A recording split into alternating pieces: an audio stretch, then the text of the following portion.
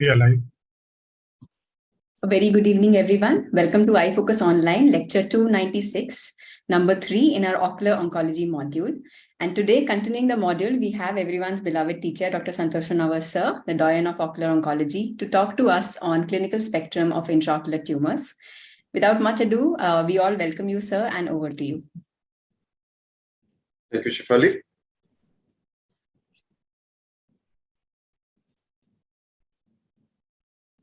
After having completed ocular surface tumors, we move on to intraocular tumors today.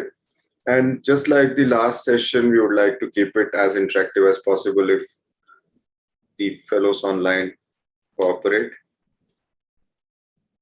Yes, sir. Right. If they don't, then it will be a monologue again.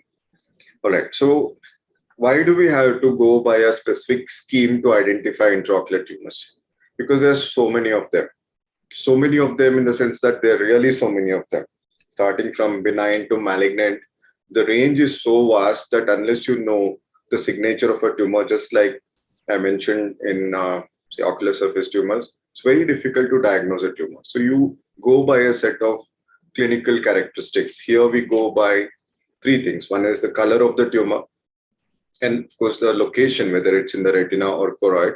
And the third is secondary changes that it produces. Sometimes if you can't identify the character of an individual, you go by what kind of friends he or she keeps. So looking at the surroundings of a particular lesion or the secondary changes, you may be able to sometimes get a clue as to what could be the diagnosis. Some of these were covered in previous classes, which I had taken as part of uveitis and glaucoma, but just for recapitulation, I would like to very quickly go through these iris and ciliary body tumors as well before we go to intraocular, rest of the protein, choroidal or retinal tumors. Very quickly, what do you think this is? What is abnormal here? I need a quick answer, otherwise we'll be wasting time. There is an iris bulge that Yes. can be seen on the slit lamp. Right. So there is a bumpy appearance of the peripheral iris with shallow anterior chamber. So if there is sectoral shallow anterior chamber, that's unlikely to be primary angle closure. That's likely to be a secondary angle closure. And if that sector is dome shaped, then you expect a larger tumor. If the sector has nodularity like this, there are two small nodules here, then you expect a smaller tumor. But nevertheless, can you say whether it is benign or malignant just by looking at this? Yes or no? No, sir. No. Unless the patient has NVI, high IOP, correctopia, ectropion, UV, etc. So in a nice round central pupil, if there is this peripheral lumpy, bumpy appearance and shallow anterior chamber in a sector or a few clock hours, it's impossible to say whether it is benign or malignant unless you do imaging. So imaging will tell you whether it is a cystic lesion. Now, if you find a cyst in this location, what do you call this?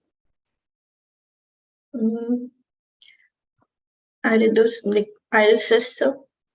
Iris cyst is too general. Iris cyst is too general. Can you be more specific? So It is peripheral, right? So it is peripheral. So it is iridociliary. Iridociliary cyst. Right? So iris cysts of different types. This is iridociliary cyst. You will never be able to see it unless it becomes so large that it pops out through the pupil, that to a dilated pupil. Otherwise, you'll never be able to see it. Is it pigmented or not pigmented? Peripheral ciliary cyst, depending on whether it's from the ciliary body or the peripheral iris, can be non-pigmented. Now, this is a patient with melanoma. So you see the difference, but clinically it looked the same because it's a small melanoma, it's a solid lesion. Of course, here what has happened is that it has infiltrated the angle. So you see blunting of the angle on uveum, and of course, the same thing can be made out on gonioscopy as well. So before you do anything else, you should first do gonioscopy, get some clues, even in terms of some vessels at the angle or blunting of the anterior chamber angle. If that is possible, by pressure, you can manipulate and try to open the anterior chamber angle. And finally, you go for uveum to confirm the diagnosis. So this is a different kind of cyst. This cyst is seen on dilatation. You can see that there are two lobules. This is not seen when the pupil is constricted, But when the pupil is dilated, if you ask the patient to say, look at the extreme lateral side, this patient has a temporal cyst. So you ask the patient to look extreme temporally, and the slit lamp is aimed from an angle from the nasal side, then you may be able to see the tip of these cysts. So what do you call this? This is midzonal. Midzonal cysts are typically pigmented. These are iris pigment epithelial cysts. So you had this peripheral iridociliary cyst and the midzonal cyst. All these cysts have no systemic involvement at all. These are just localized cysts. At worst, they may cause elevation of intraocular pressure. If they come into the pupillary axis because they're so large, they may cause obscuration of vision. And all that you need to do is just burst these with a shot of YAG laser, and they'll collapse for a while and they reform. If they reform, then you can do cystostomy using either a phacoprobe or any other instrument or even a vitrector. If you're doing cataract surgery, the best occasion that you would get would be during cataract surgery, that you can simply marsupialize using a phacoprobe. So these are the types of cysts: peripheral, midzonal. The next one, I go to a pupillary cyst. This is again a midzonal cyst. I don't know why this picture has come here, but this is a midzonal cyst. So midzonal cysts are lobulated typically. You can see multiple lobules like exactly like this, and they're seen in dilated pupil. If somebody has conversation going on, then they can put off the microphone. Now this is a pupillary cyst. Pupillary cysts are saccular cysts. They sometimes become large and sometimes they collapse like this. This saccular, collapsed or large cysts seen around the pupillary margin have a systemic association. And what's that? Especially if they're bilateral. Quickly, Ehlers-Danlos syndrome. So they can be associated with dissecting aneurysm of the aorta, etc. So basically, if you have a patient with pupillary cyst, then the patient may need systemic evaluation. Now, this is a free-floating cyst. Now, free-floating cyst can be either in the anterior chamber or in the posterior segment. What is that voice that is disturbing? No voice in the background, sir. Right. So this cyst can float around in the vitreous cavity or in the anterior chamber, and then it can actually settle down in the anterior chamber, sometimes adherent to the endothelium. But these are again innocuous. They are just clinical curiosities. These patients can present having multiple mobile cysts in the vitreous as well as in the anterior chamber. Now, those are iris pigment epithelial cysts. Now, what about this? Is this a pigment epithelial cyst? This is a stromal cyst. So you have to differentiate pigment epithelial cysts, which go behind the iris typically, from stromal cysts, which go anterior, right? So this is a iris stromal cyst, which can have traces of pigmentation, but you can also note that the patient has a dense cataract. This followed trauma. Generally, these patients have a history of trauma or even surgery, trabeculectomy, or any form of intraocular surgery, because these are a variant of epithelial ingrowth. So it's very difficult to eradicate this cyst because part of this cyst are on the endothelial surface. They may even destroy the endothelium, causing corneal edema, sectoral or partial corneal edema, and they may get adherent to the anterior lens capsule as well. They may involve the entire anterior chamber angle. So it's very difficult to eradicate this cyst. You can use aspiration with alcohol injected into the cyst, which you wash out later to destroy the inner lining of the cyst. All these maneuvers can be done, including cystostomy using a vitrector, but these are very difficult to eradicate. This is a patient where there was a hypodermic needle injury several years ago, and then he presented with a iris stromal cyst. So you have to differentiate iris pigment epithelial cyst from iris stromal cyst. Now, what about this? This patient has undergone trabeculectomy and has come with secondary glaucoma, which is not controlled. So now it is refractory. Despite a trabeculectomy that he has and a PI that he has, his pressures remain uncontrolled and has been referred for a repeat glaucoma surgery. You can even see a nice trabeculectomy ostium here. PI is round, but behind the PI you see something very black, which is not supposed to see unless the PI is lamella. You're supposed to see the lens capsule or the retroillumination. Here, that's not the situation. The patient also has some NVI, correctopia, and ectropia nevi. Based on this, the glaucoma diagnosis was IC syndrome, but we disagree because we see something behind the PI and also behind the edge of the pupil. So that was what was missed. A pigmented lesion was missed, and you can see a close-up appearance of ectropion uvea, that is the edge of the pupil, but under that you see a black mass there. So whenever a patient, young individual, comes with unilateral secondary glaucoma, you're not able to diagnose the cause, you should always do imaging before you venture on to do a surgical intervention. This patient on enucleation, you can clearly see that he has a nodule behind the iris. Iris architecture is all lost. Iris is grossly thickened. There is tumor in the anterior chamber angle. You can see that. And on further evaluation of the enucleated specimen, you can find that this is the scleral flap. Under the scleral flap, there is a tumor, and that's the bleb. And in the bleb, there is tumor. So suppose UBM had been done in this patient before this patient was subjected to trabeculectomy, possibly we could have picked up this iris tumor, thus precluding the in intraocular surgery, which now has made the tumor extraocular. So any patient with secondary glaucoma where you cannot explain the cause, especially if it's unilateral, you should do imaging. Now, this patient typically has correctopia, ectropion uvea, and neovascularization of the iris. Just remember these three. Now, can you apply the same three criteria here? Does this patient have correctopia, ectropion uvea, neovascularization of the iris? No. The patient has a nice round pupil, but his pressure is still high. He has a blackish mass in the periphery of the iris, and that's the slit lamp appearance. It looks like a mass, but it is aggregation of a lot of pigment in the anterior chamber angle. And that can happen in a patient with melanocytoma of the iris. Melanocytoma is laden with pigment. It's magnocellular nevus. It's a benign lesion. It bursts, releasing pigment episodically, and these pigment get settled in the anterior chamber angle by gravity, block the trabecular meshwork, cause sclerosis of the trabecular beams, and finally, that results in secondary glaucoma. Can you just take care of that noise that keeps coming in once in a while? From wherever? I'll take care of it. So 1 minute. Right. So this is a melanocytoma of the iris. You can see that it's a very large, scary lesion. But what is a giveaway is that the pupil is nice, round, and central. There is, of course, peripheral anterior chamber pigmentation. It's a charcoal dark lesion. There is no trace of neovascularization of the iris. You may not be able to see that so clearly here, but take my word, there was no NVI.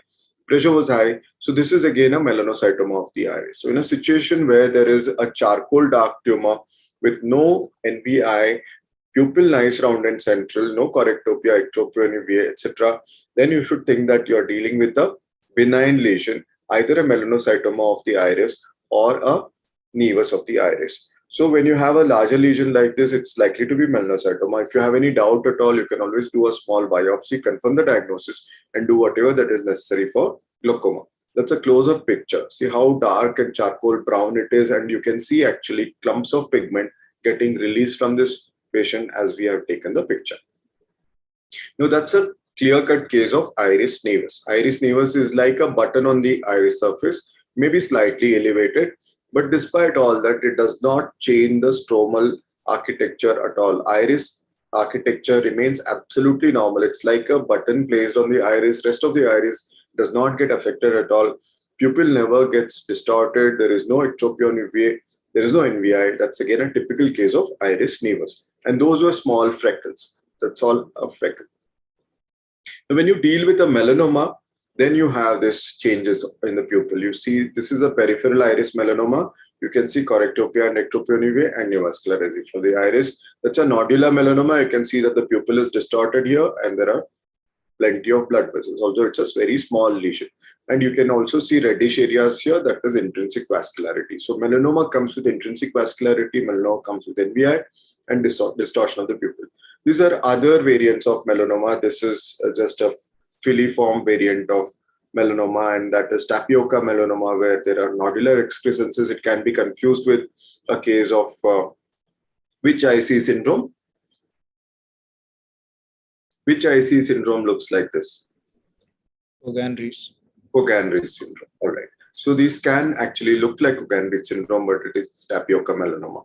Now, if you have a patient like this is a broad or a wide ancillary body band. You may start asking about a history of angle recession, trauma, etc. But it is not that. This is a patient where there is ring melanoma of the iris and trabecula meshwork. It can look like a broad ancillary body band, but you should never get confused with it. These are the A to F rules of shields, where there are some differentiating features depending on age, blood vessels, clock hours of extent inferiorly, diffuse configuration, presence of ectopion, UVA, and feathery margin. Those that are given in the brackets are the hazards ratio or odds ratio. So with each of these features, the chance of it being melanoma rises. So you should look at these features. This is your clinical checklist. If you are dealing with a patient where you think it is an indeterminate melanocytic lesion of the iris, then you should look at these features. And if any of these features are checked in, that means that you have a higher chance of it being a melanoma. The ciliary body melanoma is generally not seen from the pupillary aspect unless it's too large. It is hidden behind the iris. That's the reason why it is often missed. Unless it becomes too large, you may not be able to diagnose it clinically. And the patient also does not have visual symptoms because it's a peripheral lesion. But what gives away is this. What is this? A sentinel vessel. So if you find a large dilated epithelial vessel, just one or two in a particular, what is that sound? Particular clock hour, then, and if it dips the sclera like that, so that is a very clear-cut case of uveal melanoma or ciliary body melanoma. So ciliary body melanoma, telltale sign would be a sentinel blood vessel. So if you find any patient who has a sentinel blood vessel, then you should take it very seriously. Even if you don't see anything clinically on limbus to limbus dilatation, you should always do a UBM to confirm that there is no ciliary body melanoma lurking behind. If it's a slightly larger ciliary body melanoma, you may be able to see just the tip of it. And sometimes patients present at this stage where there is extraocular extension of a ciliary body melanoma. The treatment, of course, melanoma, Dr. Fairoz would deal with when she takes the class. I'll skip that. Let's go to uveitis and hypopion. These are patients who are special because they are masquerades. This is a patient, 75-year-old patient with systemic malignancy, lung bronchogenic carcinoma, presents with NVI and iris nodules with high pressure. This is a situation where you would suspect metastasis, not granulomatous uveitis, because age is against the diagnosis of granulomatous uveitis. All these uveitis generally occur in young and middle-aged individuals. In extremes of age, such as young children and elderly individuals, should never even consider the possibility of uveitis very seriously. This is an elderly individual again with a white eye hypopion. White eye hypopion in the sense that there is no circumcorneal or ciliary congestion at all. There is no synechia. There is not much of inflammation that you're able to see. Of course, there's a small fibrin membrane here. It's a very white-eyed level hypopion. There is no corneal lesion this patient has to explain this hypopion. So you should always think in terms of lymphoma or leukemia in such patients. But if a similar hypopion were to occur with whitish iris nodules, then you should definitely suspect adenocarcinoma. Adenocarcinomas or any malignancy, primary malignancy, when it metastasizes, takes its character along with it. So adenocarcinoma of the colon is what this patient had. He came with a history of recurrent diarrhea alternating with constipation. And he had this bloody stools, and he also had this iris lesion with hypopion. So this is a secretory lesion with nodules. So you should consider an adenocarcinoma as your differential diagnosis and get these patients investigated.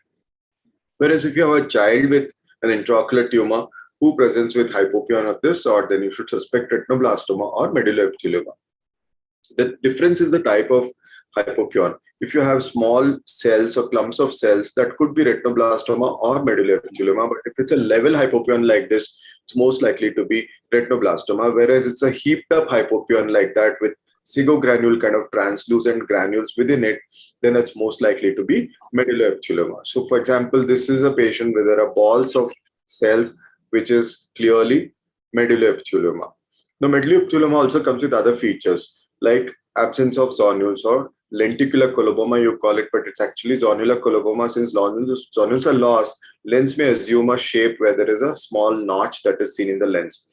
This is from a pediatric ophthalmologist surgical table where he was just fixing the eye here at the limbus before he made a clear corneal incision for cataract surgery, thinking that this was a case of cataract. It is actually a cataract, but a different variant. Now, if this is the lens and this is the ciliary body, posterior lens capsule acts as a scaffold for the tumor to grow. That's called a retrolental membrane. Any patient with a vascularized retrolental membrane, a child, you should suspect medulloepithelioma because it's again a hidden tumor. About half or two-thirds of medulloepitheliomas are undiagnosed before they are operated for cataract or congenital glaucoma or developmental glaucoma. So it's a very difficult situation once you've done an intraocular surgery on a patient with medulloepithelioma. So you should always look for it and you'll find it. If zonules are missing, or if there is a crescentric shadow behind the lens, or if there is retrolental vascularized membrane, then you should suspect medulloepithelioma. This was an adult who had undergone cataract surgery earlier, at which point in time this astute cataract surgeon never noted anything abnormal. He had done a good evaluation, he has documented everything. 6 months later, suddenly this patient comes with reduction of vision and a bunch of blood vessels. So looking at this bunch of blood vessels and this yellow tumor, you may suspect that it is amelanotic ciliary body melanoma. Of course, she did not have any systemic malignancy. We did a PET scan. She had no metastasis that we could suspect because there was nothing in the rest of the body. So this was a patient where there was high IOP 48, and you can see bunch of neovascularization of the iris. This lesion was never there 6 months ago when she underwent cataract surgery. Finally, we did ultrasound B scan. It looked like a cholesterol appearance, presuming that it was an amelanotic melanoma, a large one at that with secondary glaucoma. We enucleated. And there was a surprise. On enucleation, you find that there is actually a ciliary body lesion within which there is some cartilage and bone. That's the medulloepithelioma, which she always had by birth.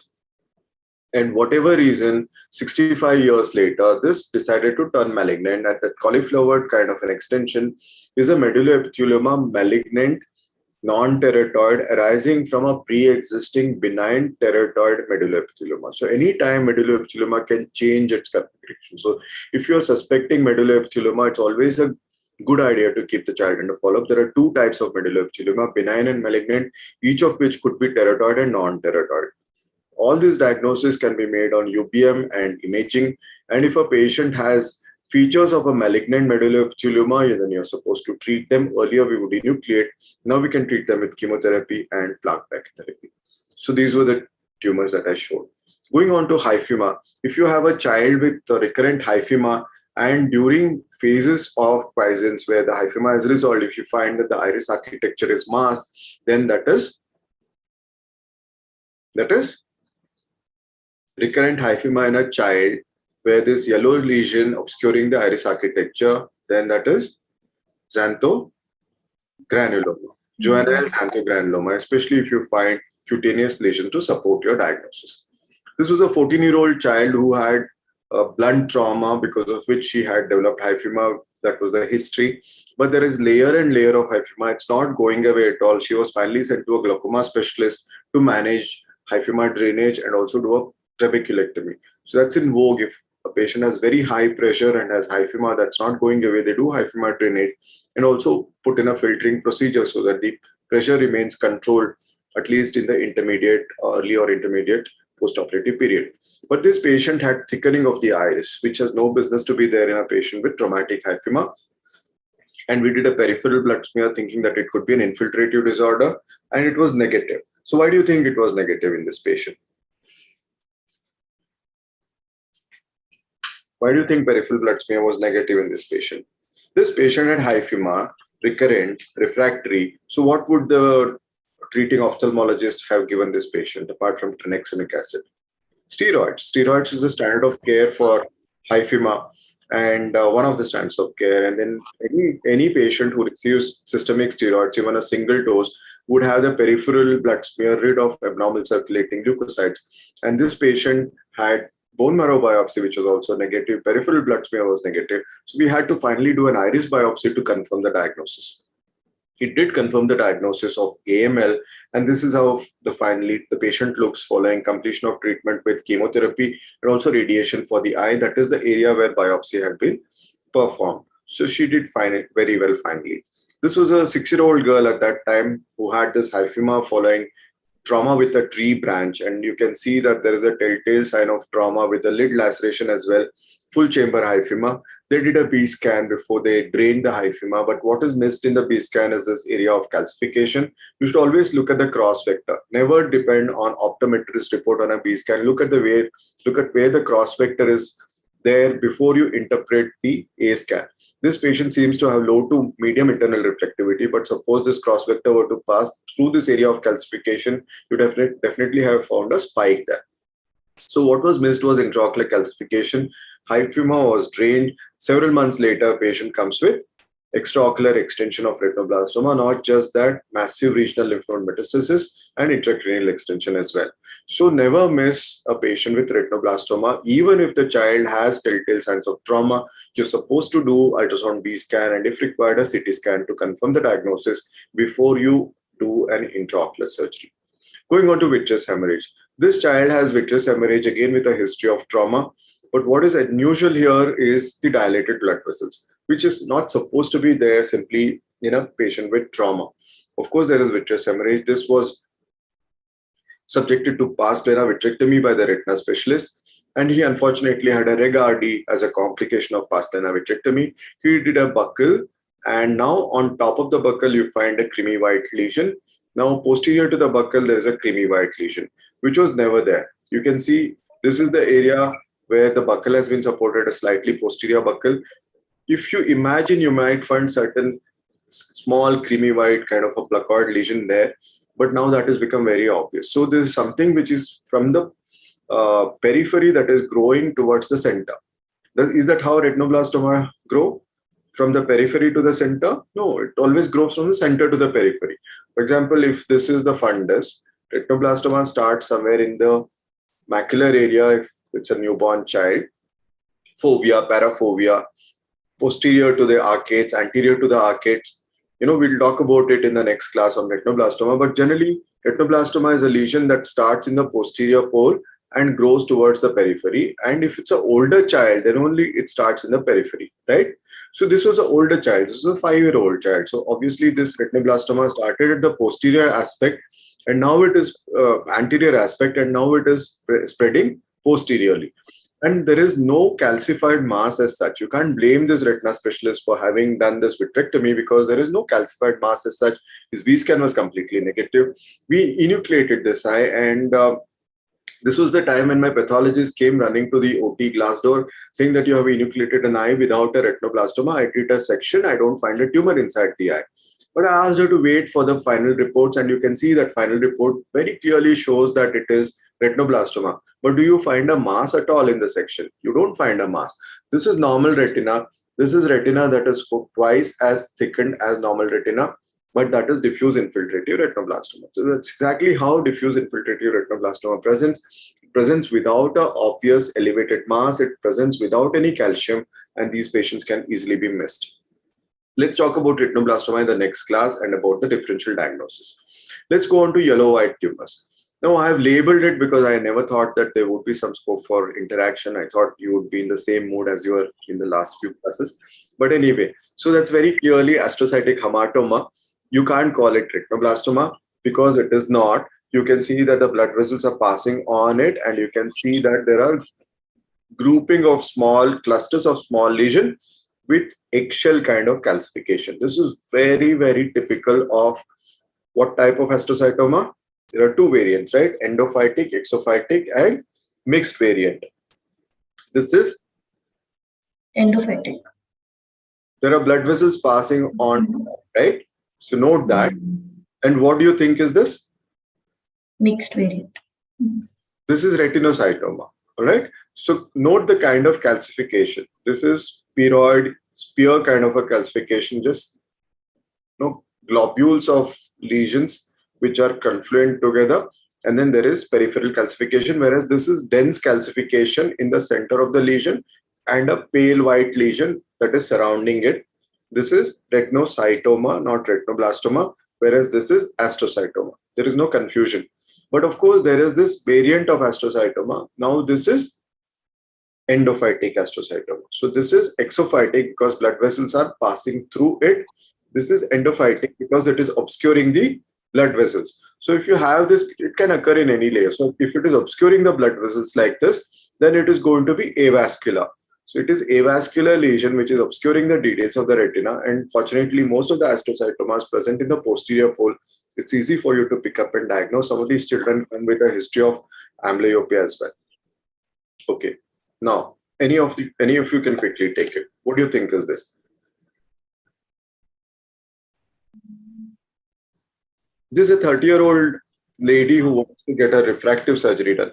What is that sound that keeps coming? Check with Sunil. It's very, very irritating. Right. So what do you think is this? Quickly. Could it be hemangioma? You're not asking me a question, you're answering.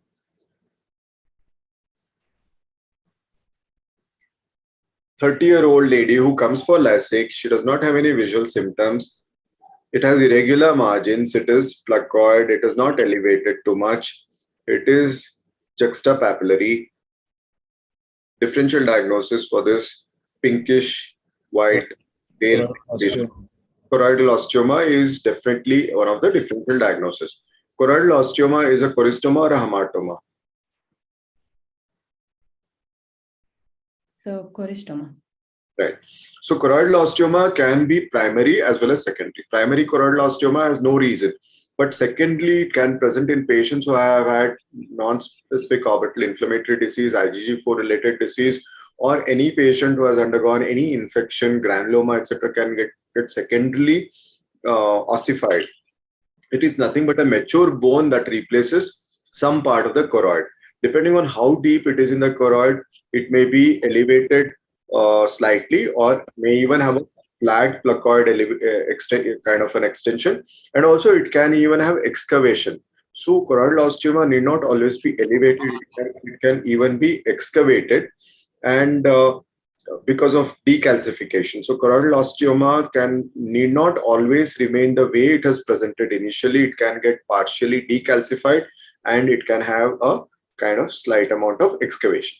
But when you do ultrasound B scan, it always is very diagnostic, because there is this what looks like optic nerve shadow. It is the shadow that is artifact that is caused by the dense choroidal osteoma.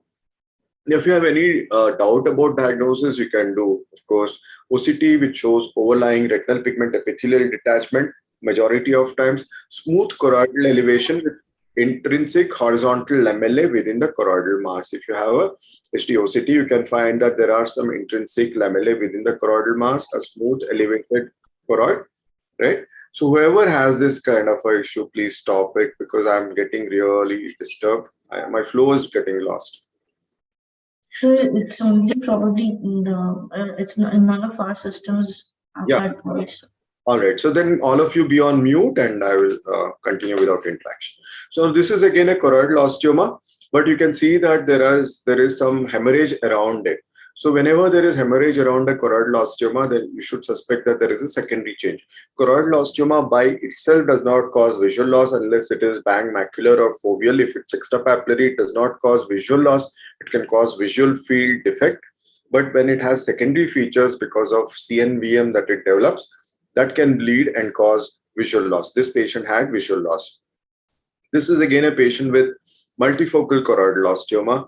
And this patient also has some exudation and some hemorrhage. So this choroidal osteoma is all fine, but this particular choroidal osteoma has developed a secondary change. Choroidal osteoma can also be bilateral. There is no syndrome that is known to be associated with choroidal osteoma, but bilateral choroidal osteoma, especially in a preteen individual, is considered to be because of abnormal metabolism. There is nothing that has been proven so far, but then this is something that is suspected. If an elderly individual presents with biochoroidal calcification, goes by the name of Barlett's and Gittelman syndrome as association. This is a patient with bilateral choroidal osteoma, and when it strangulates the optic nerve like this, the patient can have visual loss. And otherwise, if fovea is not involved, these patients can still maintain reasonable amount of vision as long as there is no secondary change.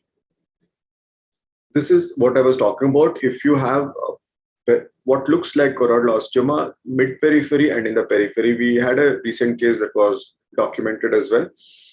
You can very reliably clinically say that this is idiopathic sclerochoroidal calcification. These patients are often diagnosed as choroidal metastasis and are referred, but what gives away is this irregular edge. And what is the anterior segment finding in these patients with idiopathic sclerochoroidal calcification? Open plaque. Cogan plaque, right? So calcification of the insertion of extraocular muscles, you'll find a placoid calcification right at the insertion, which can be shining through the conjunctiva in that area. So that's a Cogan plaque. Now going on to lesions with retinal exudates. If you have these three patients in front of you, the diagnosis could really be different. These patients don't have a macular lesion at all. They have macula affected secondly because of a peripherally located lesion. You should never be satisfied looking at the posterior pole in these patients. You have to look at their periphery 360-degree with indentation to find what is the contributing lesion.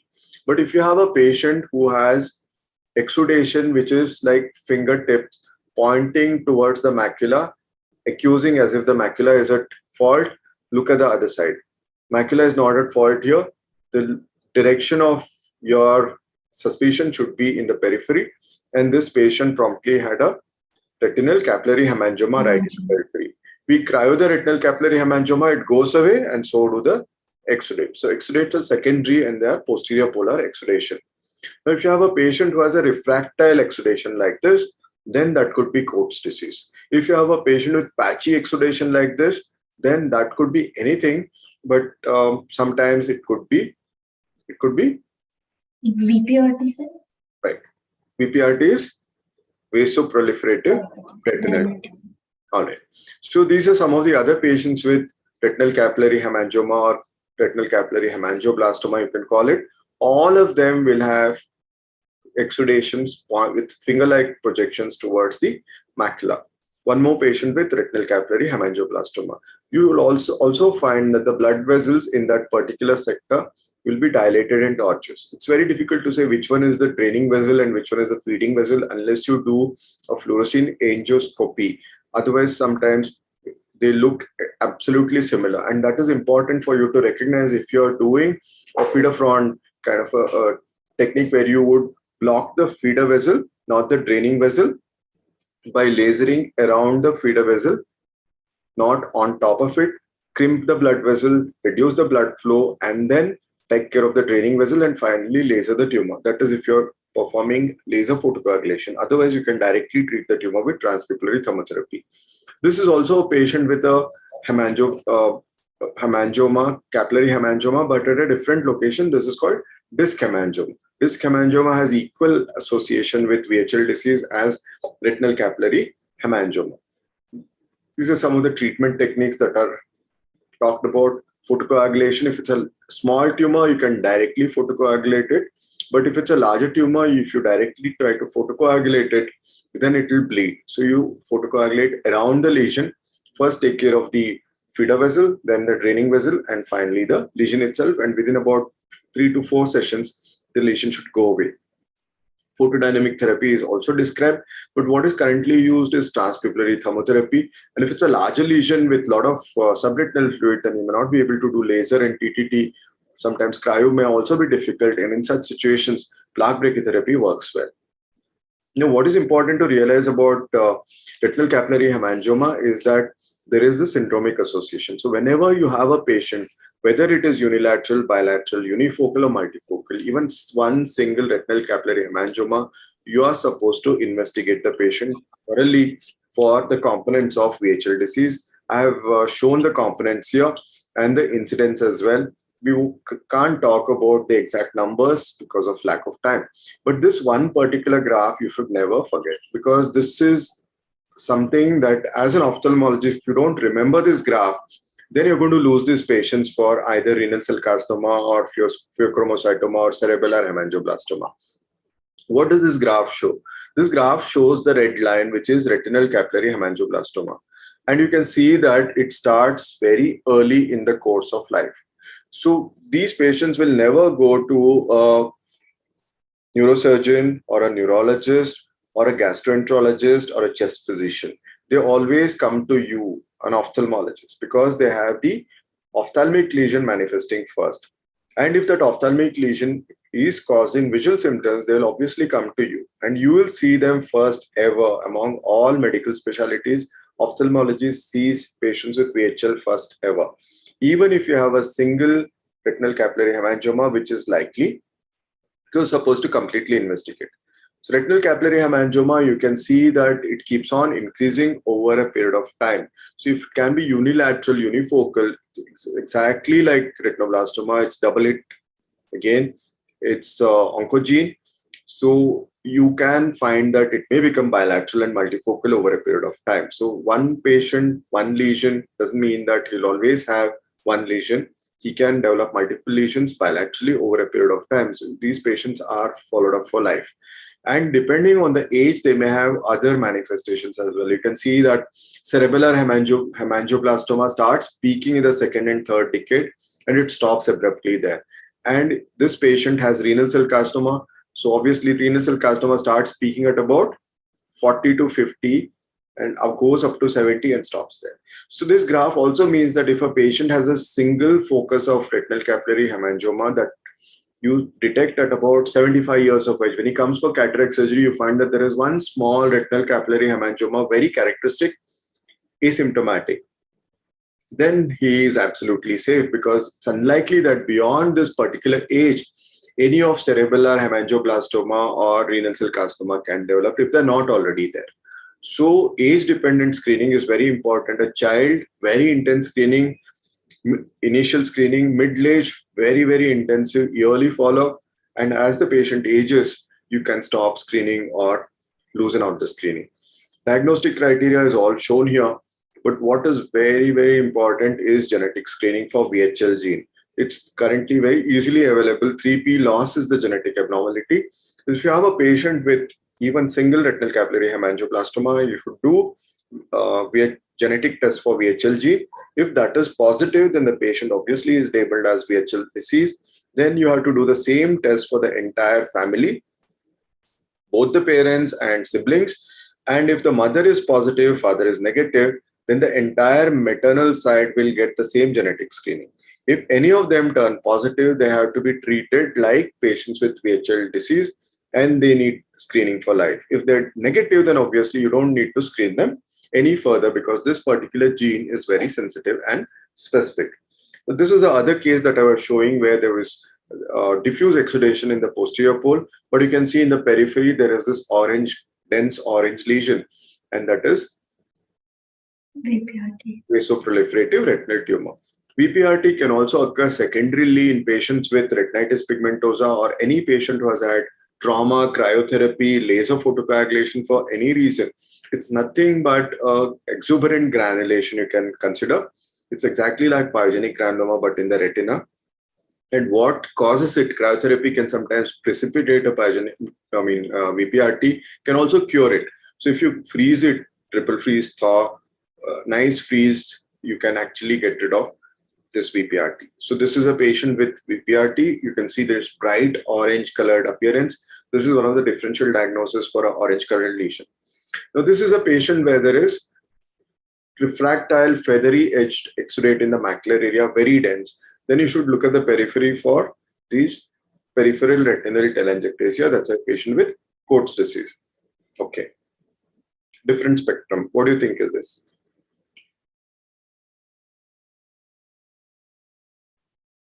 Patient with an abnormal vasculature along the supratemporal arcade. This is retinal cavernous hemangioma. So all these are associated with phacomatoses. Now this is retinal arteriovenous malformation called Weber-Mason syndrome. It is sporadic, of course. It has congenital AV malformation of the retina and brain. So both these patients, cavernous hemangioma as well as Weber-Mason syndrome or retinal arteriovenous malformation, have systemic associations, and you should always do a screening MRI to rule out malformation in the brain. Going on to dirty yellow lesions. If you have a patient like this, where the lesion is dirty yellow in color and there is retinal pigment epithelial change on top, what does that mean? If you can't shut off that sound, don't answer. Well, if a patient has a dirty yellow colored lesion and it has these RPE changes on top, that means that it is chronic. Retinal pigment epithelial changes start only when the lesion has been lying around for a longer time. So when you have a lesion that is fairly chronic, has minimal amount of SRF, and has RPE changes to support that. So RPE changes are secondary. So primarily, this is a dirty yellow lesion, and the differential diagnosis for a dirty yellow lesion upfront, I'll tell you, are choroidal lymphoma, choroidal granuloma, choroidal metastasis. These are the 3 prime differential diagnoses for a dirty yellow choroid lesion. But the difference is in the secondary change. If it's a patient with choroidal lymphoma, since it is a chronic lesion, you find RPE change and subtle amount of SRF, not too much of SRF. If it's choroidal granuloma, if it's a fresh granuloma, you will find vitreous cells as well, vitreous exudation, and disproportionate amount of subretinal fluid. If it is metastasis, depending on the primary, SRF varies. It is not always constant. So this is again a patient with choroidal lymphoma. You can see retinal pigment epithelial change and SRF, which is disproportionately less compared to the size of the lesion. If you have any doubt at all, you can do OCT and you'll find undulating C-sick tumor surface with overlying subretinal fluid. So this is the keyword that is used for choroidal lymphoma, C-sick tumor surface. That is choroidal lymphoma. Choroidal lymphoma has association with visceral lymphoma, whereas this is a different form of lymphoma. This is called, what is this called? Primary intraocular lymphoma, right? It can also be associated with primary CNS lymphoma. So primary intraocular lymphoma or retinovitreal form of lymphoma manifests as vitreous haze, vitreous cloud, which may look like this, aurora borealis, light of dawn. So you can actually look at this and look at this. This exactly looks the same. That's why it is called aurora borealis appearance.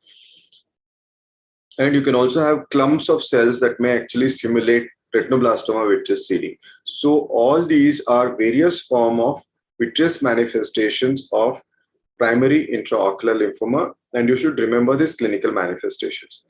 When you look beyond that vitreous cloud in the retina, you will find these lumpy bumpy lesions, which are retinal and sub-RP infiltrates of the lesion. It can just be a single patch, or it may be coalescent infiltrations like what you see in this picture. But nevertheless, it is all retinal and sub-RP infiltrates. So basically, lesions above the RP are hyper-autofluorescent and lesions below the RP are hypo-autofluorescent. So in autofluorescence, you may find some clues, but it could be both hyper as well as hypo-autofluorescent. And when you have this hypofluorescence, you find this what looks like leopard spot pattern. This is very, very characteristic of retinovitreal lymphoma. You can very nicely see this leopard spot pattern. And on OCT, you find discrete nodular hyperreflective infiltration at the level of retinal pigment epithelium, and sometimes above the level of retinal pigment epithelium, which is very, very characteristic of retinovitreal lymphoma. So there are many means to diagnose retinovitreal lymphoma, and it can also have this C-sick appearance, very typically called C-sick appearance. These patients, it's mandatory to do contrast enhanced MRI scan.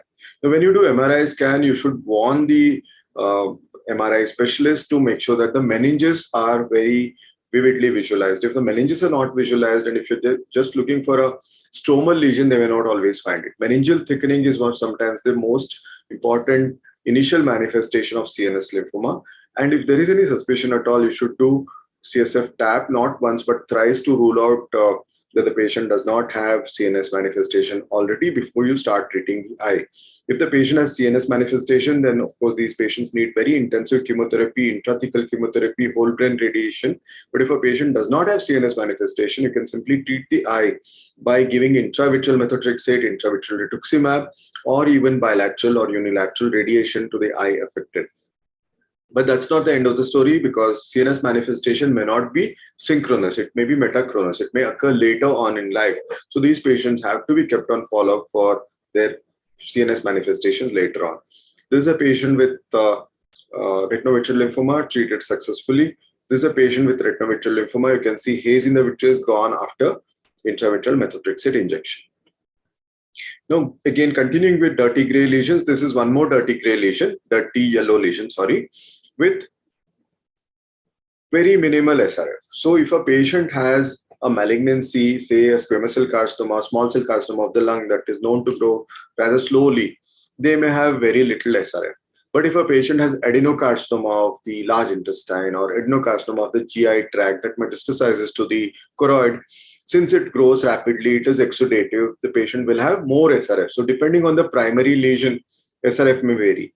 And also if the patient is already on treatment, many of the oncologists don't look at the fundus unless the patient complains of visual symptoms. But these patients may be so overwhelmed by their primary disease that they may not even complain of visual symptoms. This patient underwent chemotherapy, and after chemotherapy was over, after the primary lesion was all cured, somebody ventured to look into the eye and they got worried that this patient has this lesion, but it's already partially regressed because of the chemotherapy that he already took. So they may look flatter like this. This patient also has a choroidal metastasis, but it's already been treated by chemotherapy for the systemic malignancy. And that is why it has become flatter and it even has RPE changes. So now this looks actually like a choroidal lymphoma. So depending on what stage the patient has come to you, what primary treatment the patient has already got, what malignancy has metastasized to the eye, clinical picture of metastasis may vary. But this is textbook appearance. Bilateral, multifocal, creamy, white choroidal lesions is very characteristic of a choroidal metastasis. If you have any doubt at all, you can find these shaggy photoreceptors and slightly lumpy tumor surface on OCT. Now, yesterday I was mentioning, I think during surgery, that whenever a tumor metastasizes, it generally takes the color along with it. This is a patient where there was a history of amputation of the great toe. Nothing else was known about this patient. And he presented with blurring of vision, and we found this. So this could even be a choroidal nevus, it could be a choroidal melanoma or anything. Since he did not have any prior histopath of the amputated great toe, we asked him to get it. And when he got it, it was a subungual melanoma that he had in the great toe. Now it has metastasized to the eye, and you can see the color that has been carried on. So tumor always carries on its color. And similarly, orange colored lesions that may not always be choroidal hemangiomas. This is a patient with choroidal metastasis. Renal cell carcinoma, papillary carcinoma of the thyroid, carcinoid, and even pheochromocytoma can look like orange colored, and they are all metastatic lesions. Not all metastases are orange colored. In the same eye, they can vary in color. You can see that this is not orange color, whereas this is orange color, right? So depending on how rapidly have they grown, what level of the retina have they reached after having, infiltrated the choroid, the color may vary from bright orange to nothing at all. So you should always remember that choroidal metastasis is the most common malignant intraocular tumor, not melanoma, not retinoblastoma. If somebody asks you a trick question, this is often asked in the MCQ, what is the most common malignant intraocular tumor? You tend to answer it as retinoblastoma or melanoma, but no, it is choroidal metastasis. Most common primary malignant intraocular tumor, there might be a debate whether it's a child or an adult, but there is no debate at all about most common malignant intraocular tumor. What is the most common benign intraocular tumor? Fuchs adenoma. Fuchs adenoma, right. Okay. Going on to orange lesions, we finished metastasis already. This is a patient where there was a prior history of multiple myeloma. And in the choroid, he has this dome-shaped lesion, which are very, very typically orange, and that is plasmacytoma. So plasmacytoma of the choroid can be orange colored. But the most common primary choroidal lesion, benign, is a choroidal hemangioma, right? Yes. Amelanotic, non-pigmented. Okay, so choroidal hemangioma is very characteristically orange, but it is like part of a circle. It is like 1/8 or 2/8 of a circle. It's flattish, it's placoid. It's not elevated nodular. So when you have this subtle kind of a lesion, which is very, very flat, if it's very small, it can be confused with CSR. CSR is what these patients are often diagnosed by untrained eyes. And when these lesions become slightly bigger, you find them that they are actually choroidal hemangiomas. This patient, very difficult to diagnose it as choroidal hemangioma unless you have a trained eye or you look at the other eye very carefully and compare color. This is very subtle choroidal hemangioma. This you can even call it diffuse choroidal hemangioma. The definition of diffuse is that when the height of the tumor is less than 20% of the overall diameter of the tumor, then you call it diffuse. So whenever a tumor kind of fits into that criteria by ultrasound, you can call it diffuse. And whenever you call it diffuse, then you have to look for Sturge-Weber syndrome as well. Depending on how badly or how intensely the choroid is pigmented, some of these choroidal hemangiomas can be very bright orange, as you see here, but others can be very subtle. Like in this patient, there is very subtle choroidal hemangioma, almost looks like CSCR, but what gives away on OCT is the smooth surface and expanded choroidal vascular spaces. You can see that choroidal vascular spaces are fairly expanded here, as opposed to very compact in the area where there is no tumor. And if you find SRF on top, that's a clear indication that you should treat these patients. Presence of hyperopia of more than 3 diopters, subretinal fluid causing symptoms, any symptom, micropsia, macropsia, metamorphopsia, loss of vision, or correction of more than 3 diopters plus 3 diopters necessary to restore vision to 6/6. All these are indications for treatment of a choroidal hemangioma. Of course, it follows discussion with the patient as to how exactly are you going to treat these patients. You can see that this patient has a choroidal hemangioma, but if you just image the lesion, you may not be able to find any SRF there. But you will find that there is retinal thickening, increased retinal thickening in the area where the choroidal hemangioma is present. This is the lesion, and that is the abnormally thickened retina. But on the sides, you will find SRF, especially in the fovea if you find SRF. So OCT is never complete unless you have imaged the fovea very carefully. And if at all there is any foveal or macular SRF, then you should consider treating them. So these are the indications of treatment: SRF at the macula, increasing SRF with foveal threat over a period of time, metamorphopsia, progressive tumor-induced hypermetropia more than 3 diopter, and any patient who starts developing secondary retinal change, even a spot of scar in the retina, retinal wrinkling, fixed folds in the retina, formation of epiretinal membrane. All these are indications for treatment, because if you leave them alone, the patient anyway is going to lose vision. This is how choroidal hemangioma was treated earlier, with confluent laser photocoagulation on top of the lesion.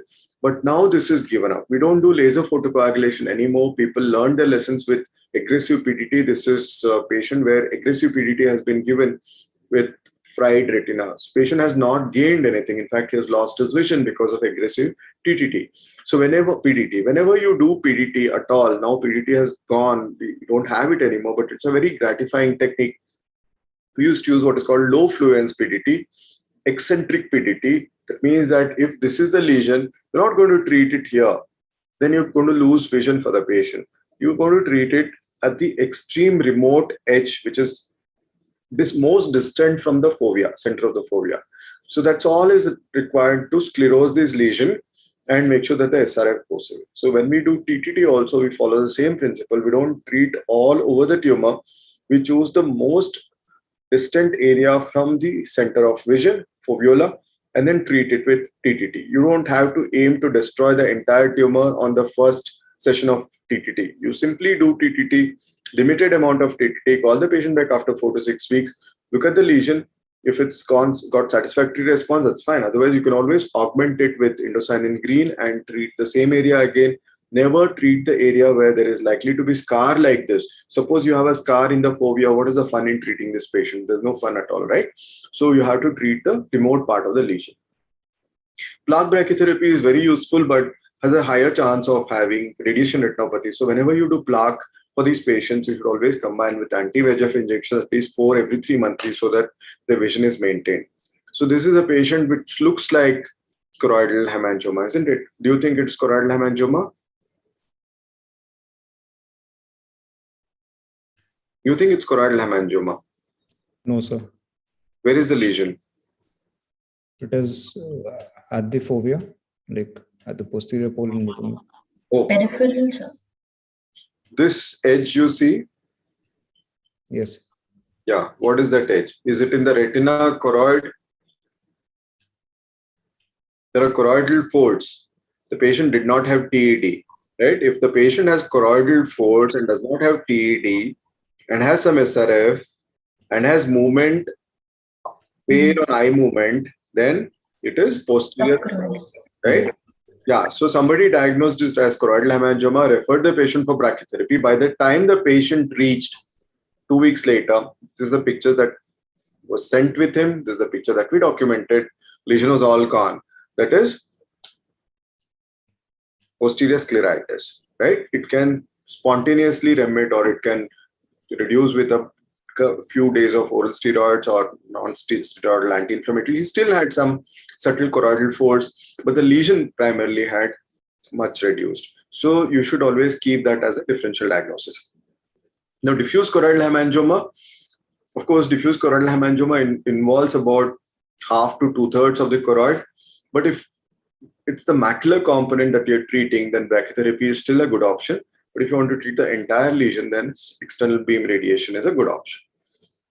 So this is something that you must remember. Choroidal hemangioma is the most common non-pigmented intraocular tumor. Going on to pigmented lesions, brown or black, what do you think is this? This has a lot of desmoplastic activity, right? Blood vessels are dragged towards the lesion. This is a juxtapapillary lesion. This is called combined hematoma of retina and retinal pigment epithelium. It has retinal pigment epithelial activity, it has vascular activity, it has some desmoplasia, fibrous activity as well. So this is combined hematoma. These patients come to you as children or young adults with poor vision, and when you look at the fundus, you find this scary lesion, nothing but an innocuous combined hematoma. It does have association with NF1. Now, what do you think is this? Crisply defined lesion. Is it in the choroid or retina? RP adenoma. Don't come to the diagnosis. I asked you a question. Is it in choroid or retina? Retina, sir. Retina. Why do you say it is retina? Because it is obscuring the retinal vasculature. Okay. So it's like a button sitting on the retina. Retinal vasculature are partially obscured, and it has crisp margins, and there is a lucent area, right? So you can't diagnose choroidal retinal pigment epithelial adenoma unless you know the thickness. This is not thickened. This is flat. So this is still congenital hypertrophy of retinal pigment epithelium. The H also stands for hamartoma, congenital hamartoma of retinal pigment epithelium. There are three types. What are the three types? Quickly.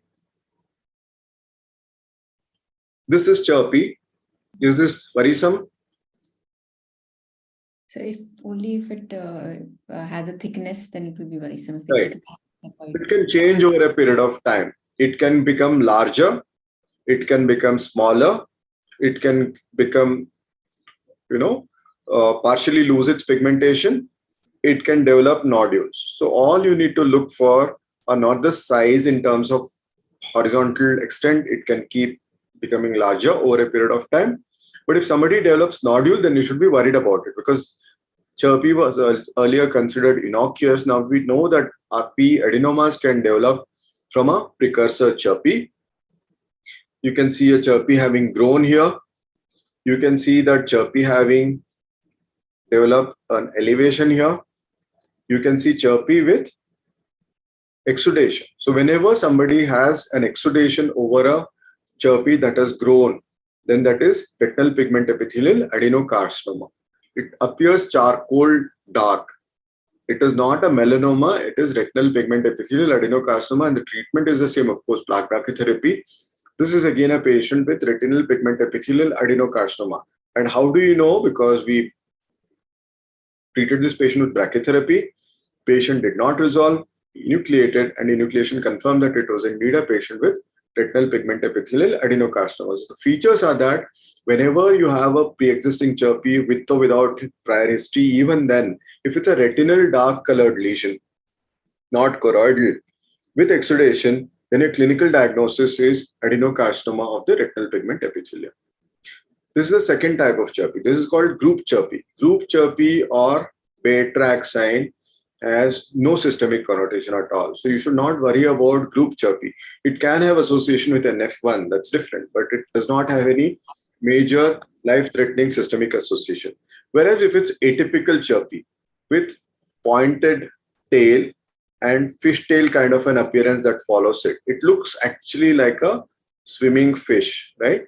So if you have that kind of an appearance, and especially if there are bilateral chirpy, extramacular location, deep pigmentation, and sharp margins, and tail of depigmentation. And if there are more than 4, then you suspect that the patient may have Gardner syndrome. Gardner syndrome is a type of familial. Adenoid polyposis. Absolutely right. So it is a type, it's a variant where there is chirpy as an association, and you should always have these patients undergo endoscopy and genetic tests for Gardner's and familial adenomatoous polyposis if a patient has more than 4 chirpy and bilateral extramacular and fishtail kind of an appearance. This is a different type of a pigmented lesion. This is right on the optic disc. That's nothing but melanocytoma. Very subtle, much larger, but you can't do anything about it because there's no reliable treatment to it. All these patients develop enlarged blind spot, but when they start developing the secondary changes because of CNVM, then you have a treatment in the form of anti-VEGF injections. Some of these can grow along the optic nerve. This is a patient with melanocytoma which has grown along the axis of the optic nerve like that, thus causing central retinal artery and central retinal vein occlusion. When patient developed neovascular glaucoma, because of which it was enucleated, and you can find a nice lesion which is grown along the optic nerve. Okay, what do you think is this? This is a pigmented choroidal lesion. So layer of the retina is very important. So it's a pigmented choroidal lesion, no doubt. And it has also produced some secondary changes. There is no SRF.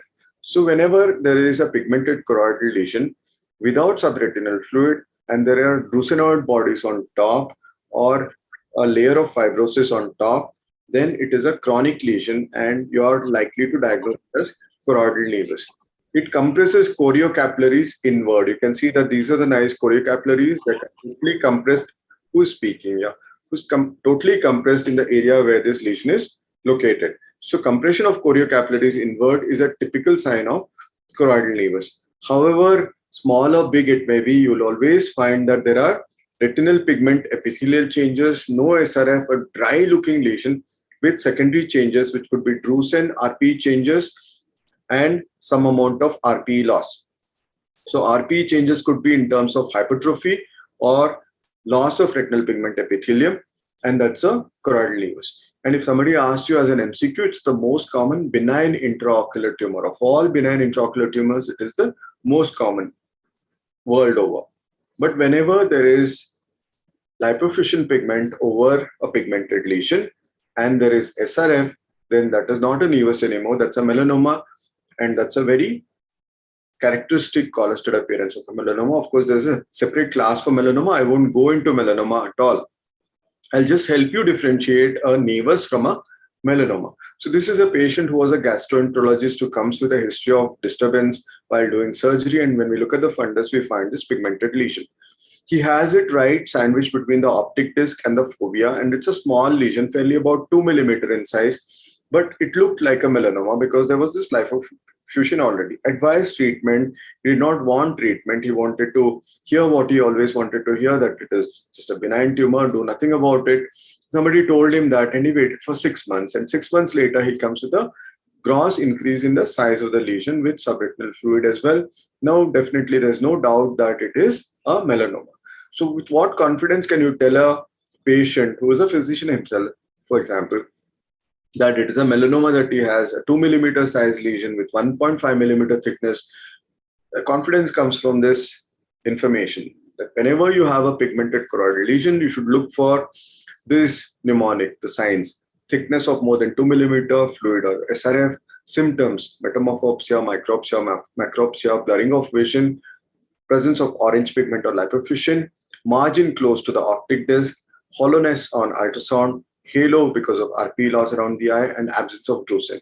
To find a small melanoma using helpful hints daily, the Shields mnemonic you should always remember, and try to apply this clinical checklist in every choroidal pigmented lesion that you see.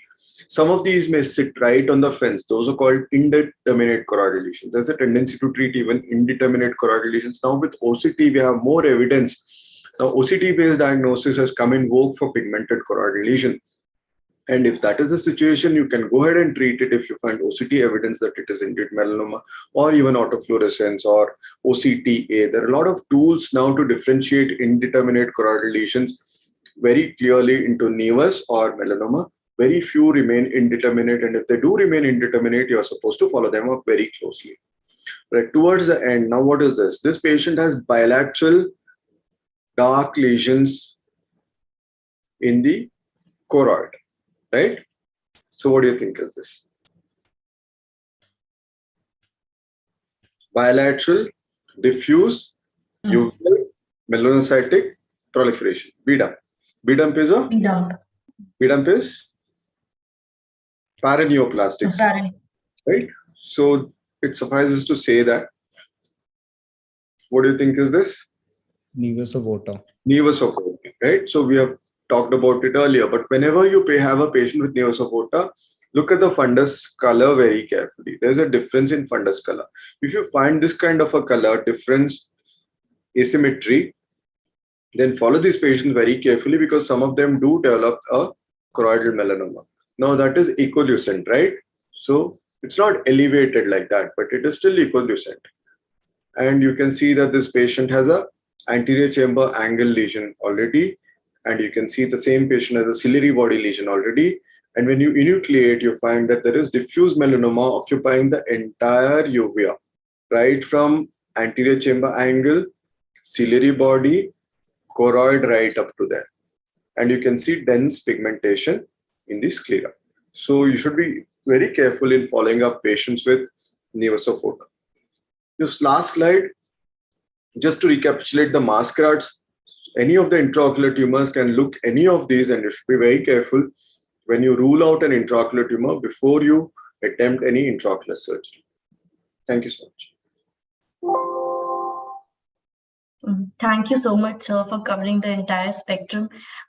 You might feel that you covered it quickly, but it went through our understanding pretty deeply. So I'm very glad that you've covered all the colors, and because these are often very confusing lesions that present to general ophthalmologists. So for their convenience, now the referral becomes easier for them to understand where exactly do they have to proceed with the referral. That is a starting point. Differentiating one from the other is just the starting point. You have a whole lot of investigations. Each of these tumors can be a separate class, but that is not for a general ophthalmologist or a resident. Or if you're doing a oncology teaching for fellow, each of these lesions can be a 1-hour class, right? So there you go into the details of investigations, etc. We really don't have to go into that. But short of it, identification of a tumor, whether it is retinal, choroidal, benign or malignant, and if it is benign, what it is likely to be. If it's malignant, what is it likely to be? That is the starting point. Beyond that, there are a lot of investigations that you need to do to understand what exactly it is. There are tests that you need to do to prognosticate. There are tests that you need to do even to decide what to treat and when to treat and how to treat. Right? And right, sir. Right, sir. If you don't mind, may I ask you questions that are asked on the social portal, sir? One of the questions is by Dr. Ramesh Holakun. He's asked that how would you like to differentiate between endophytic astrocytoma and myelinated nerve fiber? Well, myelinated nerve fiber is very flat and it has these feathery edges. And autofluorescence, of course, can help you. But otherwise, it's a very flat lesion and has feathery edges, and there is no confusion at all between astrocytoma and myelinated nerve fiber. Right, sir. One of them is deeply inspired and is looking for fellowships in ocular oncology already. Dr. Roma, you can contact and I can give you more details. And so another question is that how would you differentiate the diffuse and circumscribed hemangiomas on anatomical level? Anatomical level in the sense? So that's the question, that what is the difference between the anatomical level of a diffuse choroidal hemangioma and a well-circumscribed It all depends on the size of the lesion. It's not that all of them arise from deep choroidal layers. Some of them arise from the mid-level, some of them can be superficial, but it all depends on the size of the lesion. Diffuse choroidal hemangioma can have a nodular component, then the entire choroid will be involved. So it's very difficult to say, looking at the lesion, as to which part of the choroid has it involved. But typically, diffuse choroidal hemangioma comes from depth of choroid, whereas The circumscribed choroidal hemangioma comes slightly more superficial. Right, sir. Another question, sir, that while treating the retinal hemangiomas with laser, as you have shown in BHL cases, the pointers that are to be kept in mind that you mentioned while lasering the vessel would be around the vessel and around the lesion. What about extremely small retinal hemangiomas? Can we directly laser on Correct. top? And what power would you use? And would you also laser the SRF surrounding the lesion? You don't have to do delimiting laser at all. Power that is used actually depending on which laser that you are using, whether you're using a blue laser or a blue-green laser or a semiconductor diode laser, which is a red laser. But you should always do a test spot in the periphery of the retina. There should be very little blanching of the retina in the periphery. With that spot, if you take the same energy and then come to the lesion, then you're safe to laser on top of the lesion. But if your test spot turns chalky white, then you're too high. You should reduce it. So I would always do a peripheral test spot if I'm doing photocoagulation, because higher you go on a lesion, directly lasering it, there is always a risk, even if the lesion is small, of it suddenly bursting into a stream of blood, right? So we don't have subretinal or vitreous hemorrhage by lasering it. It's always safe to laser around it than on top of it. If you must, then you always do a check spot. So we can always start the laser with a lower power and gradually increase it. That is also okay. Thank you so much, sir, for covering the questions and the entire topic in details. And we are looking forward to hearing from the Master of Retinoblastoma on April 17th, and we will be covering the entire retinoblastoma class in 1 hour. So we will see you there.